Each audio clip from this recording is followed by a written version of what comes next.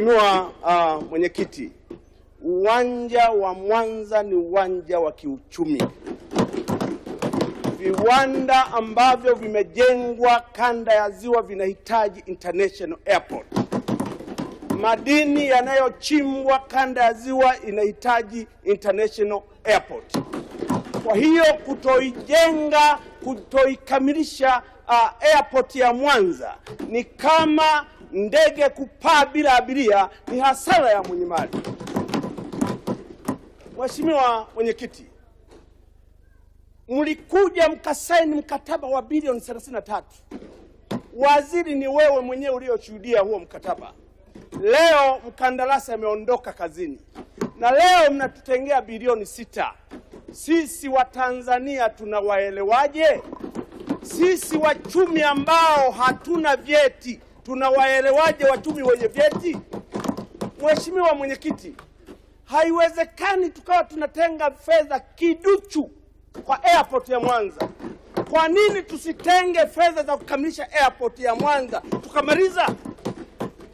Jengo la abiria lilikuwemo kwenye ilani ya mwaka 2025 na limekuwemo kwenye ilani ya 25-30.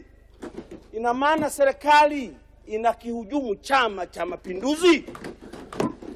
Tunafika mahara tunazungumza haya mambo kwa uchungu, hata kama mtatuona sisi ni tofauti, lakini tunaisema haki. Hamtutendei haki.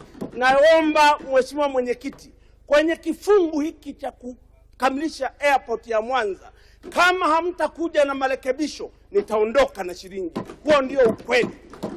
La pili, Mheshimiwa Mwenyekiti, Mwanza ni hub. Mikoa ambayo inategemea airport ya Mwanza ni mikoa mingi. Leo hatuna ndege ya kuja hapa. Ndege ya Mwanza kuja Dodoma haipo. Walianza watu wa Precision, baadaye ATC nayo ikaanza kaondoa watu wa Precision.